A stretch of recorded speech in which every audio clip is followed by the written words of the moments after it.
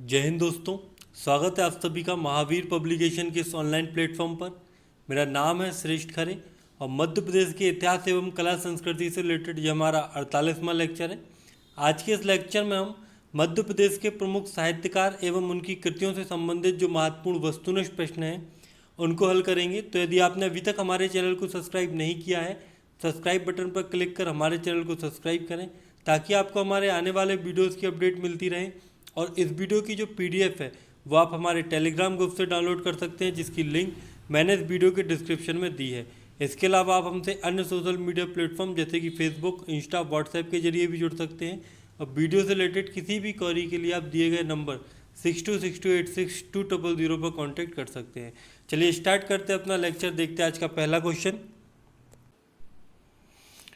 है संस्कृत के महाकवि कालिदास का उपनाम है। ऑप्शन है आपके सामने संस्कृत शिरोमणि, संस्कृत कवि कुलगुरु, भारत का शेक्सपियर या उपरोक्त सभी। तो उज्जैनी के संस्कृत के जो महाकवि थे कालिदास, ठीक है, उनके द्वारा संस्कृत में रचित कालजयी रचनाओं एवं नाटकों के कारण कालिदास को संस्कृत शिरोमणि, संस्कृत कवि कुलगुरु एवं भारत का शेक्सपियर कहा जाता है। यानी कि ये सभी नाम किसके हैं? महाकवि कालिदास के हैं। तो इस क्वेश्चन का जो सही आंसर है वो है डी। अगला क्वेश्चन है इसके बाद क्वेश्चन है महाकवि कालिदास द्वारा रचित प्रथम महाकाव्य कौन सा है? ऑप्शन है आपके सामने रघुवंशम, कुमार संभवम, ऋतु संग्रहारम या फिर मालविकाग्नि मित्रम। तो संस्कृत के महाकवि कालिदास द्वारा रचित प्रथम महाकाव्य कुमार संभवम था, जिसकी जो विषय वस्तु है वो शिव पार्वती परिणय प्रसंग, कुमार कार्तिकेय का जो जन्म है वो, एवं त्रिपुरासुर राक्षस का जो वध है वो इसका क्या है? विषय वस्तु थी।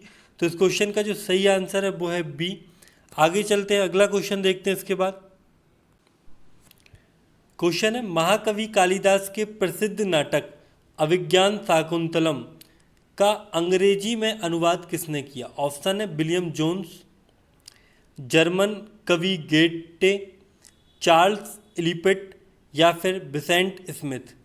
तो संस्कृत महाकवि कालिदास का जो प्रसिद्ध ग्रंथ है अभिज्ञान शाकुंतलम, उसका अंग्रेजी में अनुवाद विलियम जोन्स ने किया था।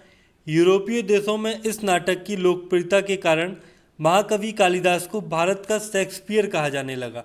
तो क्वेश्चन का जो सही आंसर है वो क्या है? ए है। अगला क्वेश्चन देखते हैं इसके बाद। क्वेश्चन है निम्नलिखित में से कौन सी रचना महाकवि कालिदास की नहीं है?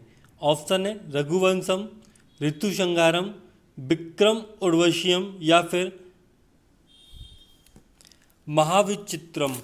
ठीक है, तो संस्कृत के जो महाकवि कालिदास हैं उनके द्वारा जो रचित रचनाएं हैं उनमें कुमार संभवम, रघुवंशम, ऋतु संहारम, मेघदूत, अभिज्ञान शाकुंतलम, मालविकाग्नि मित्रम, विक्रम उर्वशी। जबकि जो महावीर हैं उनके द्वारा जो महावीर चरित्रम है ये कवि भवभूति द्वारा लिखित रचना है। तो इस क्वेश्चन का जो सही आंसर है वो है डी। अगला क्वेश्चन इसके बाद है संस्कृत कवि राजा भर्तरी उज्जैन के किस राजा के बड़े भाई थे? ऑप्शन है आपके सामने चंड प्रगोत, प्रवरसेन, विक्रमादित्य या फिर पुष्यमित शुंग। तो संस्कृत के कवि राजा जो भर्तरी थे वो उज्जैन के शासक राजा विक्रमादित्य के बड़े भाई थे। राजा भर्तरी ने कुछ समय तक उज्जैनी में शासन भी किया था। क्वेश्चन का सही आंसर क्या है? सी इस क्वेश्चन का सही आंसर है। अगला क्वेश्चन इसके बाद है राजा भर्तरी की रानी का क्या नाम था? ऑप्शन है पिंगला, विद्याला, वासबद्धता या फिर देवयानी। तो जो राजा भर्तरी थे उज्जैन के, उनकी रानी का नाम पिंगला था, जिसकी दुष्चरित्रता से खिन्न होकर उन्होंने राजपाट त्याग कर संन्यास धारण कर लिया था और तांत्रिक संप्रदाय के बाबा गोरखनाथ की जो प्रेरणा थी उससे ये योगी और साध्वी बने थे। तो इस क्वेश्चन का सही आंसर क्या है? ए इस क्वेश्चन का सही आंसर है। अगला क्वेश्चन है इसके बाद है निम्नलिखित में से कौन सी रचना राजा भर्तरी ने रचित नहीं की है? ऑप्शन है श्रृंगा शतक, नीति शतक, वैराग्य शतक या फिर मुकुट दिटक। ठीक है, तो जो संस्कृत में नीतिगत काव्य का प्रचलन कराने वाले राजा भर्तरी की प्रमुख रचनाओं में श्रृंगार शतक, नीति शतक एवं वैराग्य शतक हैं, जबकि जो मुकुट तडितक जो है वो बाणभट्ट द्वारा रचित की गई है। तो क्वेश्चन का सही आंसर क्या है? डी है। अगला क्वेश्चन इसके बाद है, संस्कृत का प्रथम दुखांत नाटक कौन सा है? ऑप्शन आपके सामने है, मालती माधवम, अभिज्ञान शाकुंतलम, महावीर चरितम या फिर उत्तर रामचरितम। तो संस्कृत का प्रथम जो दुखांत नाटक है वो भवभूति द्वारा रचित उत्तर रामचरितम है, ठीक है, जिसमें अयोध्या के राजा श्री राम का उत्तर चरित्र दर्शाया गया है, ठीक है। तो इस क्वेश्चन का सही आंसर क्या है? डी। अगला क्वेश्चन इसके बाद है, निम्नलिखित में से कौन सी रचना भवभूति द्वारा रचित नहीं है? ऑप्शन है, मालती माधवम, महावीर चरितम, उत्तर रामचरितम या पार्वती परिणय। तो संस्कृत कवि भवभूति द्वारा रचित रचनाओं में मालती माधवम, महावीर चरितम एवं उत्तर रामचरितम है, जबकि पार्वती परिणय जो है वो बाणभट्ट ने रचित की है। तो इस क्वेश्चन का सही आंसर क्या है? डी। आगे चलते अगला क्वेश्चन देखते इसके बाद। क्वेश्चन है, संस्कृत की प्रसिद्ध रचना कादंबरी की रचना किसने की है? ऑप्शन है आपके सामने, कालिदास, भवभूति, बाणभट्ट या फिर भर्तरी। तो संस्कृत की प्रसिद्ध रचना कादंबरी संस्कृत कवि बाणभट्ट ने रचित की है। इसकी जो विषय वस्तु है वो महाश्वेता और कादंबरी का परिणय प्रसंग है।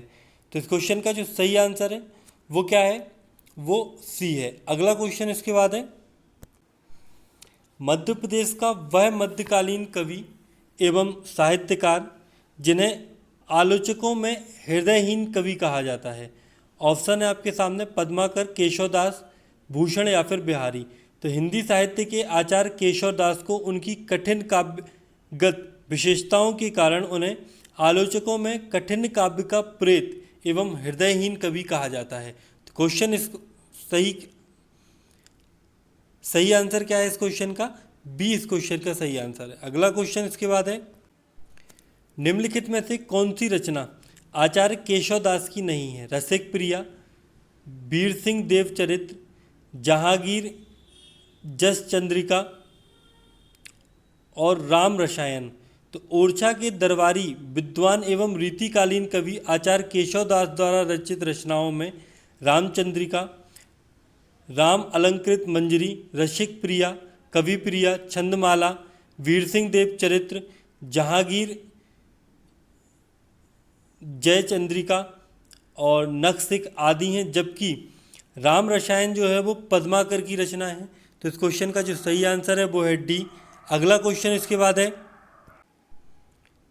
हिंदी साहित्य के रीतिकालीन कवि पद्माकर का वास्तविक नाम था। ऑप्शन है, प्यारेलाल, मोहनलाल भट्ट, जटाशंकर या फिर नीलकंठ। तो हिंदी साहित्य के रीतिकालीन कवि पद्माकर का जन्म 1753 में सागर के एक तेलंग ब्राह्मण परिवार में हुआ था। इनका वास्तविक नाम प्यारेलाल एवं इनके पिता का नाम पंडित मोहनलाल भट्ट था। तो इस क्वेश्चन का जो सही आंसर है वो है ए। आगे चलते अगला क्वेश्चन देखते हैं इसके बाद, कवि पद्माकर को किस शासक ने कविराज शिरोमणि की उपाधि प्रदान की? ऑप्शन है, दौलत राव सिंधिया, प्रताप सिंह, जगत सिंह या फिर हिम्मत बहादुर सिंह। तो कवि पद्माकर को कविराज शिरोमणि की उपाधि उनके आश्रयदाता जयपुर के शासक प्रताप सिंह ने प्रदान की थी। तो इस क्वेश्चन का सही आंसर क्या है? बी इस क्वेश्चन का सही आंसर है। अगला आगे चलते हैं, अगला क्वेश्चन देखते हैं जो कि आज की वीडियो का अंतिम क्वेश्चन है। वीर रस प्रधान कवि भूषण को भूषण की उपाधि किसने प्रदान की? ऑप्शन है, रुद्र प्रताप सोलंकी, छत्रपति शिवाजी, छत्रसाल बुंदेला या उपरोक्त में से कोई नहीं। हिंदी साहित्य के रीतिकालीन एवं वीर रस प्रधान कवि भूषण का वास्तविक नाम मतीराम था। कवि भूषण को इनकी उपाधि चित्रकूट के सोलंकी राजा रुद्र प्रताप ने प्रदान की थी। तो इस क्वेश्चन का जो सही आंसर है वो क्या है? ए है। तो आज के वीडियो में इतना ही। यदि आपको वीडियो अच्छा लगता है तो वीडियो को लाइक और शेयर जरूर करें।